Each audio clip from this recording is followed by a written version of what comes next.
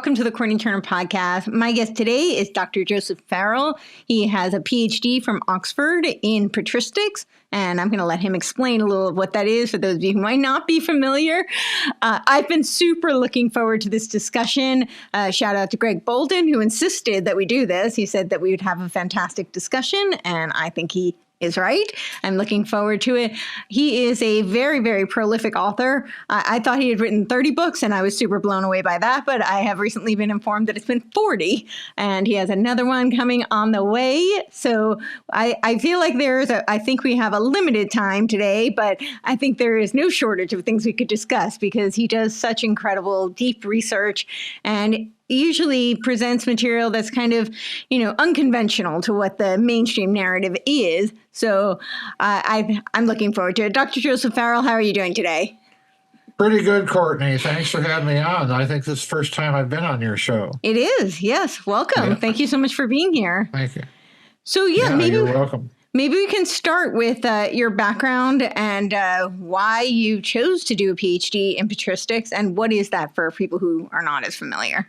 Well, patristics is the study of the history of church doctrine, specializing in the fathers of the church up to, let's say, about the year 1000, when the Eastern and Western churches split.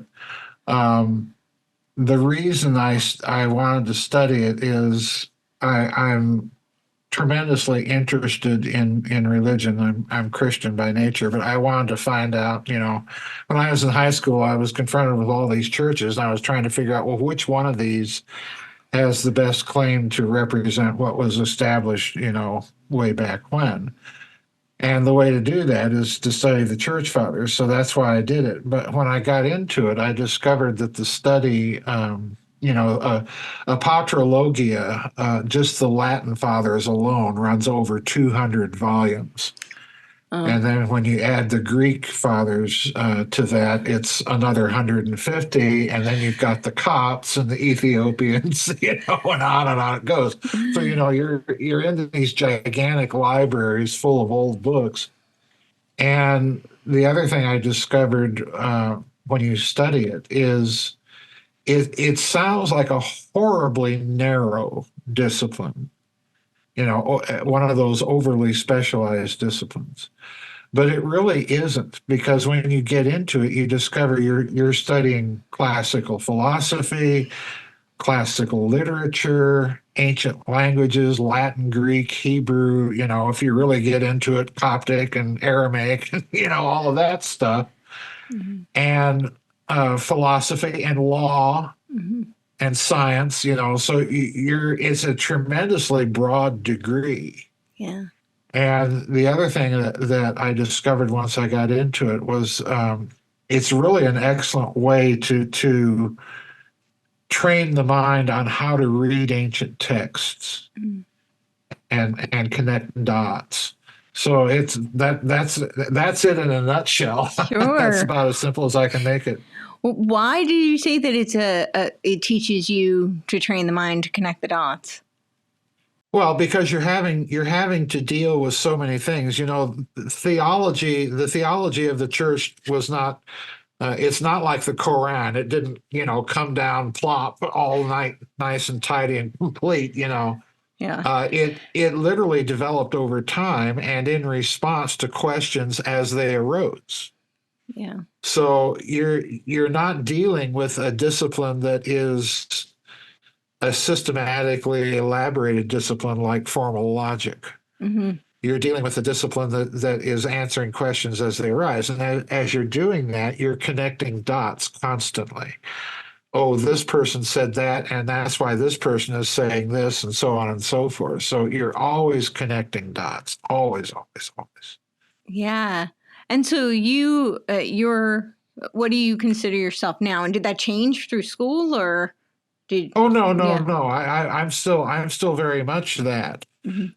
People that have read my books, all of my books, I've written several theological works, and I always tell people, all of my books are interconnected. And they were deliberately written, with kind of a pre-planned order in mind.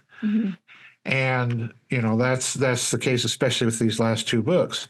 But what I've always told people is all of my books are connected, and that includes the theological books. Mm-hmm. So, when you read my books, you'll find out what I'm talking about, because there's a lot of dot connecting. And once you've read one, you can read them in any order you wish, but you'll discover that there's little dots that will connect from one book to the other and over a variety of topics. So, the patristics was front and center in helping me do that. And the other thing that is a big part of the way I think is I grew up playing pipe organ. That was the musical instrument I chose, much to my parents' chagrin, to learn how to play. But when you play the organ, the organ is an extremely difficult instrument. You're always busy. You've got hands, feet, you've got a bunch of stops, you've got pedals, buttons, and you're always thinking in terms of multiple levels of music all going on at the same time, Right. which you have to coordinate. And as a result of that, that was the other thing I think that, I tend to think that way. I tend to think along several layers or tracks at the same time, and how do they track to each other. So that's kind of the way the books are written. Awesome. Well, so academics, I find, at least my experience with academia, is very much the opposite. Everything is very compartmentalized. I was always getting scolded in school for, I have a very interdisciplinary mind, and that's the only way I can think, is to see the picture and how it connects. That's just how my brain works. And I can't actually understand something in isolation. So, of course, as a kid, I was always trying to connect all the different disciplines and in order to understand something. And I was always getting in trouble. I actually got kicked out of physics class because I brought up Democritus. And he's the father of atoms, supposedly. So, but it helped me to understand, because to me, what I started to realize was that people were trying to just understand who they are and what their place in the world was. And, back then they didn't have the internet. They didn't even have a telephone or a car, know, so they were very spread out, and you just really had your isolated local areas. So to me, the way I looked at it was, so they were trying to go inward, as far inward as possible, reduced to the smallest in order to understand the world. And well, I got literally kicked out of class. But they told me I needed to focus, and I had an attention problem, so I needed to have some time out. But I'm been there, done that. I imagined you could probably relate to this. So I'm curious how you came out of going through, I think of a lot of these higher education institutions, they tend to be kind of indoctrination centers. You've been through quite a bit of it. So how did you go through that and come out with such different perspectives in so many instances? Well, that's the reason I chose to do my PhD at Oxford. Okay. I had started a PhD a couple of times in this country, and in the first instance, it was one of those, you're going to do these amounts of courses and so on. And the second PhD, I was close to starting. I was offered a full scholarship at a famous American university, but I declined it. Largely for the reason that they, at the PhD level, I thought, well, you should at least know your subject well enough that they're not going to babysit you all the time and, click off your name in the class attendance book and X amount. Well, the reason I finally chose Oxford is that at Oxford, and most people don't know this, there are no classes. Yeah. There's when you arrive there, they'll give you a big book. It's about yay thick. And it's called University Regulations and Examination Decrees. And it simply lays out, what do you have to know to get X degree in subject Y? That's all it is. Right. And the degree is solely awarded on the basis of an examination. It's based on the work you do. So you can attend as many or little lectures at the university as you want. You can take as long or as short a time as you want. The only thing is it's a one shot. You don't get redos, you don't get retakes. Right. No makeup exams. When you're ready to take that exam, you get one shot, no redos. Okay. So, and it is always, and this is the unwritten rule at Oxford, for any degree that you read, be it undergraduate, graduate, or postgraduate. And notice what I just said there, for any degree that you read, Right. not that you major in. Right. In other words, they expect you to know it backwards and forwards, blind, walking in your sleep. That's how you have to know the subject. Right. And for any degree that you read, if they suspect that you don't know anything or enough general information, they can examine you on all of that subject matter of your discipline, not just what you're specializing in. Wow. So, in other words, the system is very, very different. And I chose it precisely because it gives you the academic freedom. And number two, it also, because it does that, it requires you to be responsible. So you feel this immense pressure the moment you arrive. I stepped off the train at the little train station on the west side of town and walked out of the station and saw the city, and it's nothing but spires of all these colleges. And the first thing I thought is, oh, my word, Farrell, what have you gotten yourself into? And I got to tell you, Courtney, that pressure never leaves you the whole time you're there. Yeah. It is a very, very different atmosphere. It's changed a lot. I'm talking the way it was back in the early 80s when the old system was still very much in play and it had not been American. Yeah, that's the Radcliffe camera. I know it well. That's Holywell College. Right. Seeing these sites gives you shivers, because they're part of your nightmares when you're there. But it's a different experience from the American academic experience. Sure. My examiner, when you read for a PhD, at least in theology, they will appoint a university examiner and an external examiner. And you take an oral exam, which can last hours. Right. And often does. Well, the university, and I'll never forget this. Oh yeah, I recognize that. That's inside Holywell College, quadrangle there, or it may be All Souls. But anyway, you're looking west towards the Radcliffe camera there. Wow.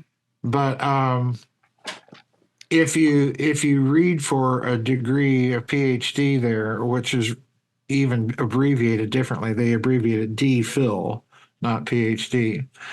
But the university appointed the university chaplain as one of my examiners, and the other examiner for my doctorate was the dean of Canterbury Cathedral. So, they hauled out the heavy artillery for me. So, I was sitting there just kind of shaking. Yeah. Wow. Yeah, I remember reading that. I didn't know that about their curriculum until I maybe 10 years ago.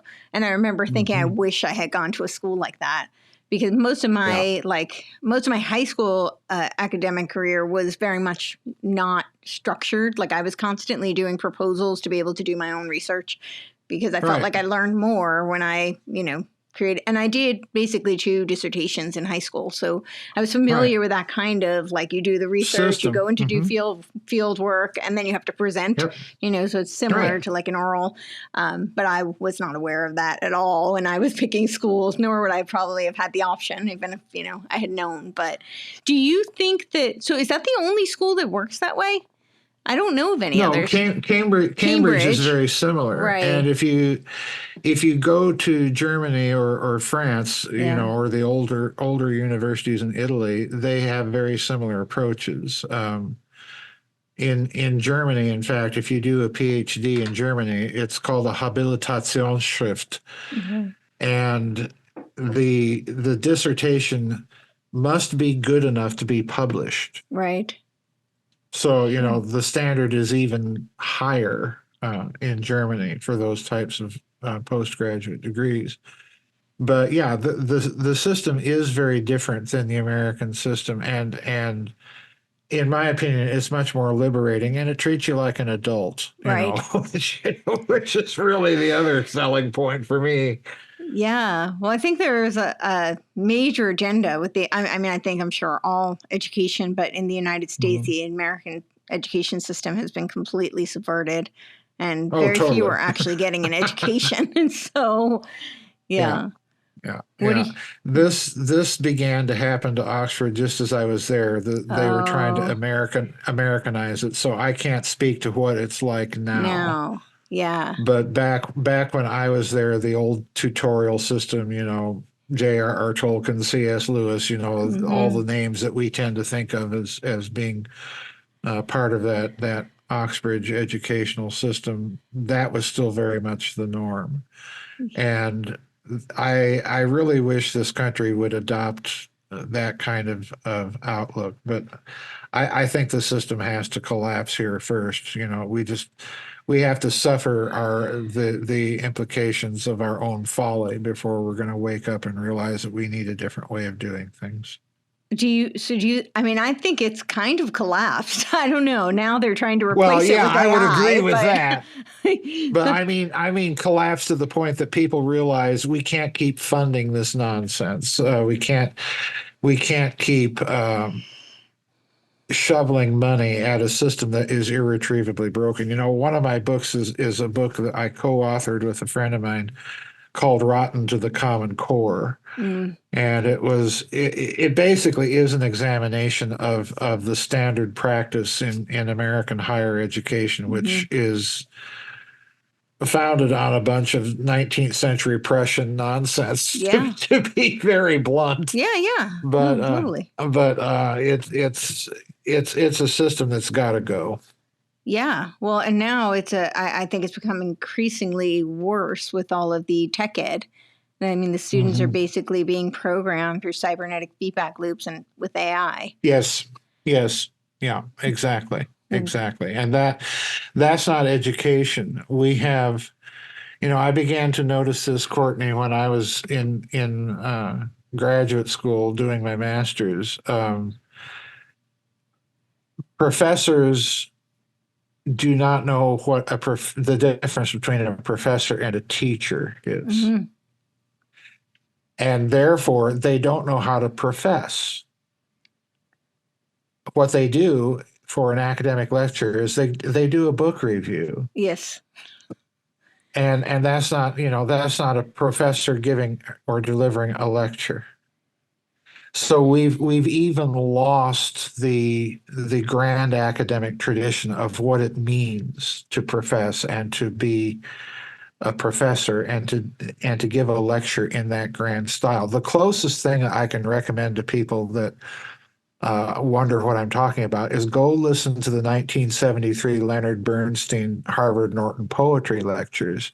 They're Mhm. on video, they're on YouTube. Just listen to him Okay. and listen to the level at which he speaks Right. and the type of details that he brings in to buttress his argument. He goes from physics to literature to poetry to linguistics, music theory. Everything is all in this magnificent presentation, and it really makes you think. Well, we've lost the ability. Yeah, unanswered question. We've lost the ability to deliver that quality and that high level because quite frankly for another problem with American education we've dumbed it down to the point that it's basically useless. So there's the whole system needs to be collapsed and just swept away and start over basically. Well, I would agree with Yeah, that. it's a Yeah. bit. Yeah, She was yeah. wonderful. Yeah. Hmm. The deliberate dumbing down of America, of the world. Yeah. Yep, Really the yep. world. And the world core curriculum that's predicated on Alice Bailey. It's pretty much what Yeah, that's another problem. Yeah, it's a big problem, I think.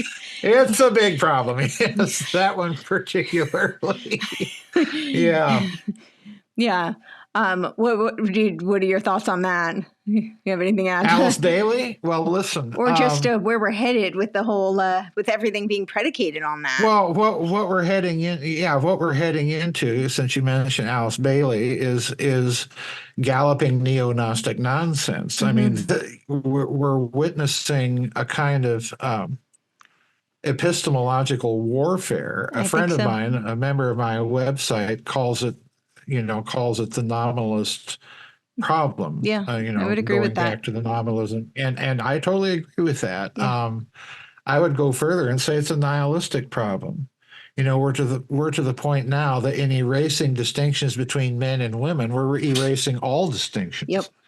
And as a result of that, our society looks like chaos. Well, what did you expect to happen when you do that? You obliterate the order, you're going to have chaos. Yeah, you obliterate the order, you're going to have some chaos here, folks. So yeah, exactly. So that we can achieve the oneness. That seems to be. Oh yes, oneness. Yes. Yeah, this is the utopian paradigm. That we've got to achieve oneness. Well, the problem is oneness never exists without absolute diversity as well. So it's the doctrine of the Trinity: one God, three persons. It's not this God in general, or society in general, or whatever it is, whatever abstraction it is that you're focused on at the time. So it's a mess. It's definitely a mess. I just got your book on God, History and the Dialectic, so I have not read it yet, but I'm very much looking forward to that. Well, that's a 4-volume series of books. That was kind of the last. It's based on a course I taught when I was still teaching college, and as you will read when you start that book or series of books, it's based off of recorded lectures and notes and so on. That at the end of the course, my students insisted that I type up all of this stuff and circulate the book as a kind of samizdat. Yeah, that's it. Kind of samizdat underground book. And what happened was, which I did. I spent about a month trying to furiously to type up the transcripts of the lectures and the course notes and so on and so forth. And as a result of doing that for the students, about 5 years later, I found out that these students that I'd given copies of that first edition of that book to were copying it, and it was circulating like samizdat used to circulate inside the Soviet Union. People circulating these private, secretly typed manuscripts out of view of the censor. And pretty soon I get these emails from people, where can we buy this book? And I learned that this was going on. So that's what you have is me attempting to redo that initial offering. It appears with lots of printing errors, as all of my books do, because I simply don't have anybody to proofread for me and do it quickly enough. Sure. But it's an interesting set of books because it really gives you the mentality of not only of the Eastern Orthodox Church, which is what I am a member of, but it gives you the mentality of how the church fathers think. And it gives you a clear indicator of where it all began to go wrong, which is another part of the story. So where do you feel like that obviously we wouldn't have time to go through the entire book, the entire series of books, but where do you feel that it went wrong, and what does that mean for our future, the future of the West, the future of the United States? Number one, I don't feel that it went wrong anywhere. Okay. I think it went wrong somewhere. Okay, fair enough. I'm very, very picky about it. I used to tell my students on the first day of class, I'm not interested in your feelings. Fair enough. Feelings, nothing more than feelings. It began to go wrong with the theological formulations of St. Augustine of Hippo. Okay. And I know that will sound horribly counterintuitive to most Western people because they tend to think of Augustine as the church father, which for the West he is. But in the course of doing this, what Augustine did is he came up with some tremendously problematical, I would go so far as to say heretical, formulations of the doctrine of the Trinity. And as a result of those formulations, he set the West up in a way of thinking that became endemic to Western society, whether you are Christian or not. You are thinking like Augustine. To give you an example, in the West, if I were to ask you, and I call this one of my theological Rorschach inkblot tests, okay? Yeah. If I were to ask you without thinking about it, just give me a snap answer. When you think of Adam and Eve after they've first been created, do you tend to think of them as adults or children? Now, most Western people are going to tell you, well, adults, of course. Now, that's coming from Augustine. Interesting. If you go to the East and ask the same question to someone who's relatively well informed, right, they'll say, well, they were innocent. They could have been children. They might have even been, just one-celled little zygotes. Who knows? But the problem is, once you say adult, notice what happens. When Adam and Eve fall, they fall a long way. In the East, when Adam and Eve fall, they don't fall quite as far. And then another thing happens because of the way Augustine formulated the doctrine of the Trinity. He cannot logically maintain the distinction of person and nature. There's your oneness and personhood all over again. As a result of that, what do you inherit from Adam and Eve from the fall? Well, you inherit a moral culpability. You inherit a sin nature. Okay, ever heard that expression? It's very common in Western Christianity. Right. But here's the problem. Natures don't sin, people do. Right. So in other words, he's telling you that the inheritance from Adam and Eve is a moral one. So what is salvation? Well, salvation then becomes a moral problem to be resolved. And where's the resolution? Well, the resolution, Anselm of Canterbury says it in the Cur Deus Homo in the 11th century. And there's a little paragraph right at the beginning of that work, and I'm going to quote it now, and I want you to listen very carefully to what he says. He says, in fine, leaving Christ altogether out of view as if nothing had been known of him, we shall prove by necessary reasons why God had to become man. God had become man? In other words, he's not starting with Christ. He's not starting with the incarnation. He's starting with an abstraction. And what he ends up with is saying, well, man, the finite creature, offends the infinite justice and wisdom of God, and therefore owes God an infinite debt which man, the finite creature, can't pay. So God has to become man. God the Son has to become man who owes the debt that needs to be repaid but can't repay it in order that man can repay the debt to the infinitely angry God whom he's pissed off. So in other words, the whole incarnation becomes an accounting trick. Okay. Now, this is the way, like it or not, folks, and I'm oversimplifying, I understand, but this is the way Western Christianity thinks.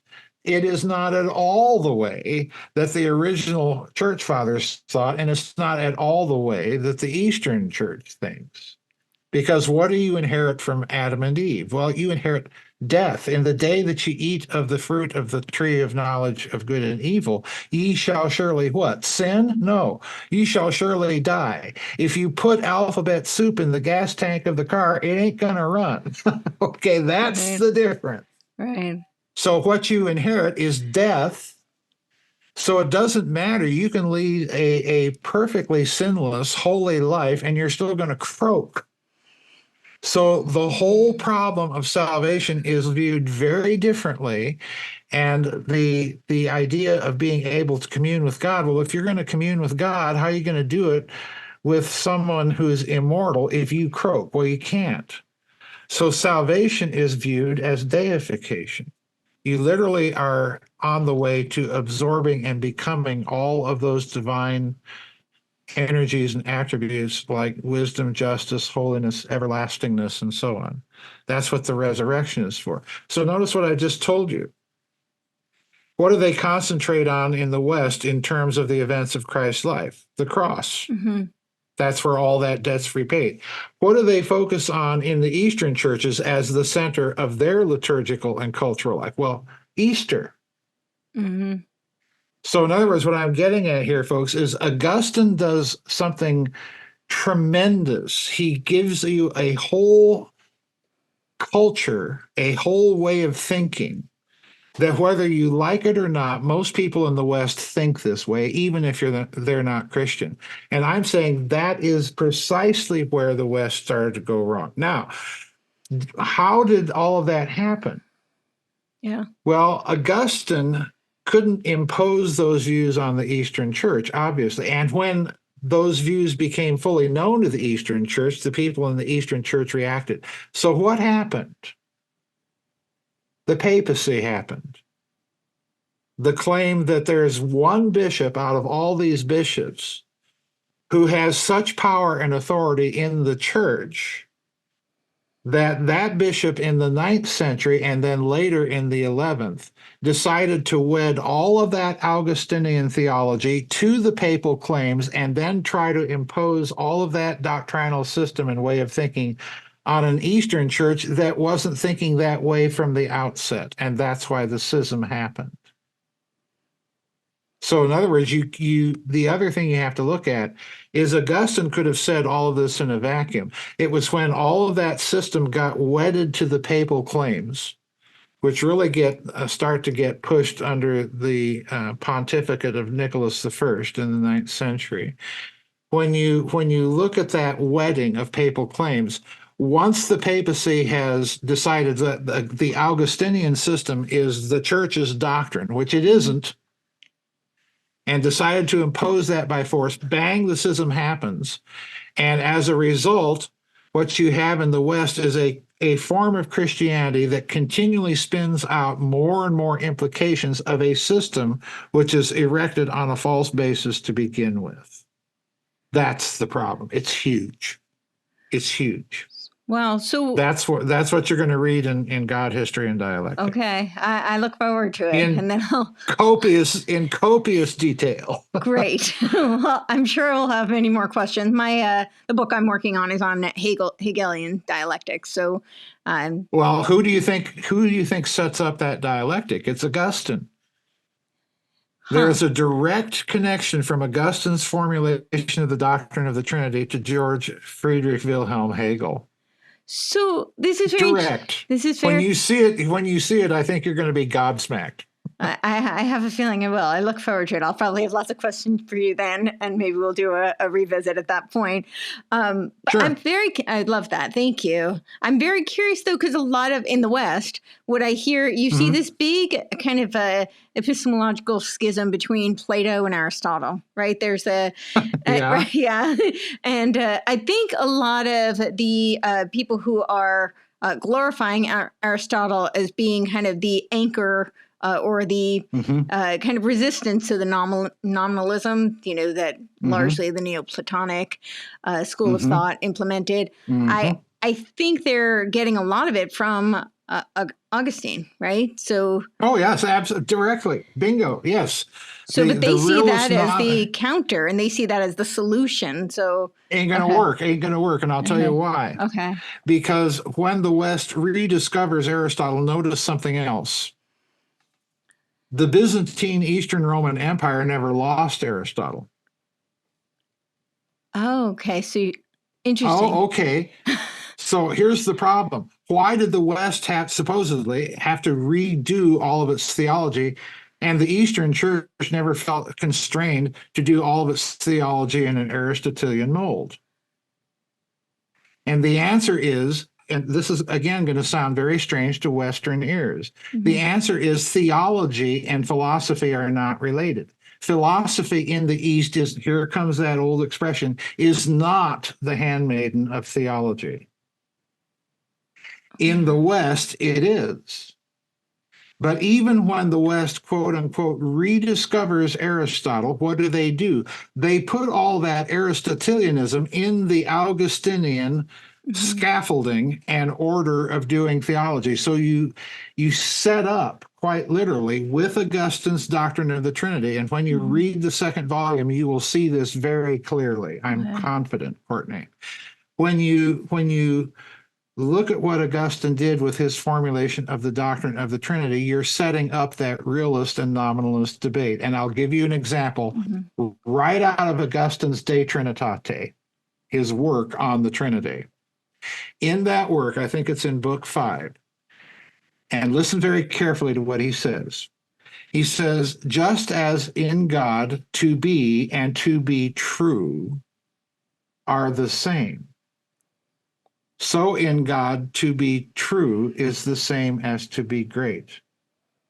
And therefore, to be true, or to be is the same as to be great. In other words, what he's just done, A equals B equals C, there's your nominalism. What he's just done is he's taken all the divine attributes and said that they are but names that we give, that's why we call them attributes, for exactly the same thing, and that is nominalism. And therefore, what else happens?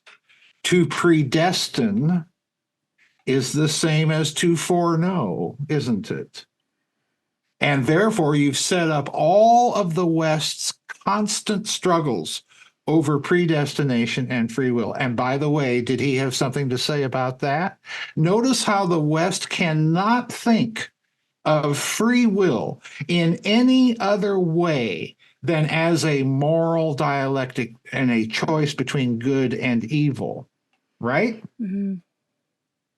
Now, is choice really a choice between good and evil? No. If I choose to go to the grocery store or to fix my car tomorrow, that's not a moral dialectic. Okay. It's a choice between one of two goods, isn't it? Sure. A choice between good and evil is a subset of a wider set of choices. So in other words, even the way the West thinks about good and evil and free choice is conditioned by Augustine. Why? Because he says God is absolutely simple. There's your Neoplatonism. Yeah, and if God is absolutely simple, Plotinus's Aeneid's, book 3, distinction is opposition. Right. So there's your Father is not the Son. There's your dialectic of there's your diagram, that little diagram we all learned in Sunday school. And the two of them are not the Holy Spirit. Now take Father, Son, and Holy Spirit out of those dialectics of opposition and replace them with Father, Son, and Holy Spirit, or pardon me, with thesis, antithesis, synthesis, and you've got Hegel. Take that out and replace it with executive, legislative, and judiciary, and you've got the United States and a system that doesn't work. So in other words, did Augustine do a lot of damage to the Western culture? Yeah. You're living in yet more permutations and logical implications of what he did. Wow. So there's a lot for me to consider there. That's a lot to that's a lot to chew on. I know. So, well, I have two questions that are somewhat related. Sure. One is so you brought in the Neoplatonist, but this reconciliation of opposites. A lot of that, from what I can see, comes out of a lot of the ancient mystery religions, which I don't think are all that absolutely ancient. They're very much alive and well today.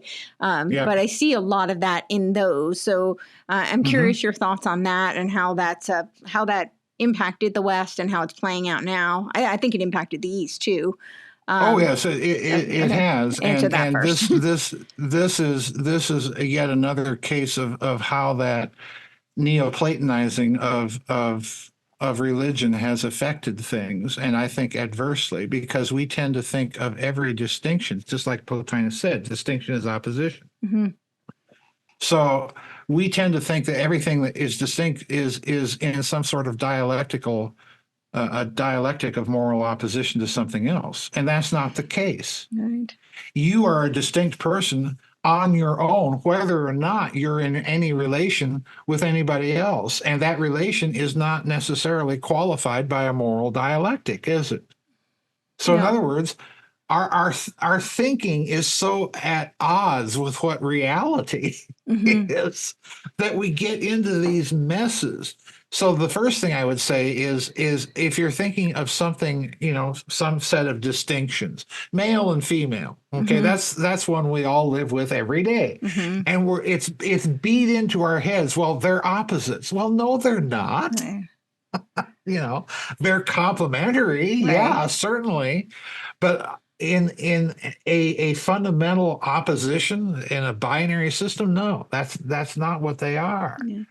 But what has happened, and I think again it's largely due to Augustine, is he gets everybody thinking in terms of these moral oppositions: good versus evil, predestination, free will, spirit versus matter. That's a good one. Hard disciplines versus soft disciplines, creation versus evolution. On and on we could go. Yeah. You Yeah. know, we think in terms of these binaries, and I'm sorry, folks, the world is not a big binary computer. it just isn't. I think there's much more complementary and Absolutely, yeah. I mean, come on, folks, let's get real. So then my next question was going to be about, you said that the West relearned Aristotle. So do you think that Aristotle was distorted? Do you think Aristotle in his true, teachings would have been somewhat of a counter to a lot of this nominalist type of school of thought? Not really, because the problem with the nominalism is that it's not coming out of Aristotle per se. But you've got to remember that the Aristotle that the West is dealing with the medieval scholastics, is already an Aristotle that you're hearing and reading third hand. And here's why. As I said, if you're growing up in Constantinople, Aristotle, oh yeah, I know him. I've read it. I've read the Nicomachean Ethics in the original language. Right. Nice work, interesting stuff. That would have been the attitude. Okay. If you're encountering Aristotle at the same time in the Latin West, what are you encountering? Well, you're encountering an Aristotle that has been translated from Greek into Arabic by the Muslims, carried across North Africa into Moorish Spain, where you have Christians, Muslims, and Jews all translating Aristotle into Hebrew or Latin, and then from there it wins its way up into France, where you have the scholastics get a hold of it and say, oh, we've got to redo all of theology in the Aristotelian mold, because they misunderstand that the early Greek church fathers are not using terms in a different way than philosophy. Let me give you a classic example, again from Augustine. Okay? The Greek word that the church fathers will use for personhood, your Courtney Turnerness, okay? My Joseph P. Farrellness. The word that they would have used in Greek is hypostasis, which translated is HYPOSTASIS, hypostasis, okay? Now, literally, that Greek word means substance. It's that which stands under. Okay? Right. All right. When Augustine reads about the Greek church fathers talking about one essence of God and three hypostases of God, he's thinking that the Greek fathers are saying one essence and three substances. Okay? What the Greek fathers are actually doing is they are using the strongest possible philosophical term that they can think of, and they are lifting it all together outside of its philosophical context, be it Aristotle, Plotinus, Plato, the Stoics, Epicurus, you name it, they're having nothing to do with it. They're taking that term and all of its strong connotations and they are plopping it down as a symbol, like an X, Y, or Z in algebra, and saying, this is the term we're going to use to designate personhood. So what they're telling you is you don't start your theology at the grand abstractions like the divine essence. You start it with the person themselves, Father, Son, Holy Spirit, or in our case, Courtney Turner or Joseph P. Farrell or whoever is listening. That's where you start. That's the starting point. So in other words, they're even flipping the order of questions in that step. So Augustine, what he does is he is misreading or misunderstanding what's happening in the theology of the East. And as a result, he bequeaths the idea to the West in yet another implication of his misformulation that theology must always be done with some philosophical school as its support. So this is a gigantic, what I'm telling you folks is something that's been 2,000 years in development, and it affects every detail of the culture we're in. It affects our law. Where do you think you get the idea of corporate person? Well, what do you think Adam and Eve are in the doctrine of inherited guilt? Right. They're corporate persons. So on and on it goes. It has affected literally every institution in the West. You're looking at the breakdown now and you're thinking, oh, it's a breakdown. We need to get back to some traditional foundations. And I'm saying, really press that argument and examine the traditional foundations of Western culture itself and find out that at the core of it, there is a fundamental problem that was made in its theology. Do you think this was intentional or it was just an accidental mistake?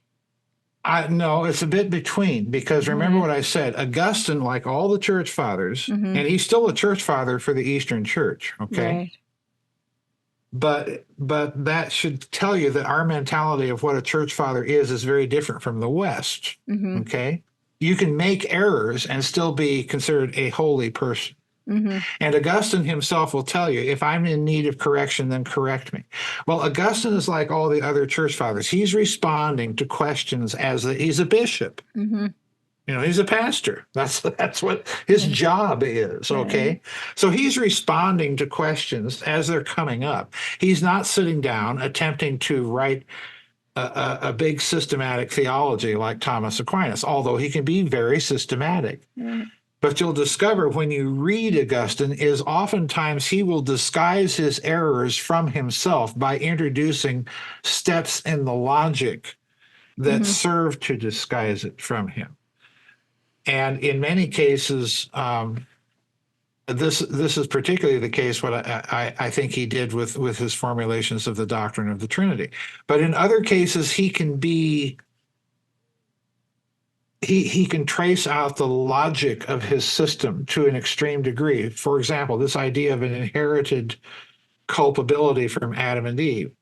Well, at one point in his works, what does he call humanity? He calls humanity a massa damnata, a damnable lump. So in other words, you talk about a bleak view. Right. It's almost Manichaean, and it's very dualistic if you get right down to it. It's very dualistic. Why? Because you're inheriting that moral. He was a Manichaean, good versus evil. But you're inheriting. Right, you're inheriting that. Was he moral actually a Manichaean, or are you just saying? Yes. Okay. No, he was. Yeah, he was. So he never really gets out of that moral dialectic.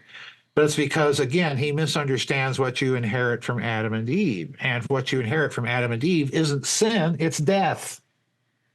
That's a different bailiwick altogether. Yeah. And by the way, folks, there's only one version of the New Testament in the English-speaking language that gets the key verse for original sin, or what the Orthodox Church would call ancestral sin, correct. And that verse is Romans 5:12. And the version is the King James. Okay. So this is a lot of moving parts, all moving at the same time. And it takes a long time. What I tell people is, if you're trying to understand, first of all, if you're trying to understand Eastern Orthodoxy, forget everything you think you know about Christianity, because everything you know is Western, whether you have absorbed it in Sunday school or just by being dint of being in the culture. Everything you've absorbed is from Augustine and from that system. Yeah, there. Okay. Yeah. The King James, wherefore as by one man sin entered, this is one of my favorite little lectures, folks. Sin entered into the world, and death by sin, and so death passed upon all men, for that all have sinned. Now look at that last phrase, for that. What does that mean? Well, if you go to the Oxford English Dictionary and look up for that, and I'm talking the big multi-volume version, not the little dinky thing that they have online. The old school, yeah. the real Oxford English Dictionary. I had one as a kid. Yeah, well, I've still got mine. Oh, lucky. If you look up for that, it will tell you because, and then it will tell you for that reason. So if you go back, if you can put that verse back up that you had there before. If you substitute now the word because, for that all have sinned, the verse reads this way: for as by one man sin entered into the world, death by sin, so death passed upon all men because all have sinned. So in other words, death is a consequence, or if you will, perhaps a punishment for individual sin. Okay? And I just want to interject very quickly with one thing. I recently learned that the actual translation of sin is to miss the mark. I don't think. Yes, that's quite true. I don't think most people think of it that way. At least that. No, they don't. Yeah. Okay. Sorry. Go on. Okay. Now, if you read the other reason, for that reason all have sinned, the that in that reading becomes a relative pronoun, referring to some antecedent in the previous part of the verse. Now, it so happens that in the Greek, there is a little particle, ho, and the ho is a masculine singular dative particle. So it refers to a masculine singular antecedent in the previous part of the sentence. And there are two possibilities. Okay. The first possibility is o anthropos, the one man.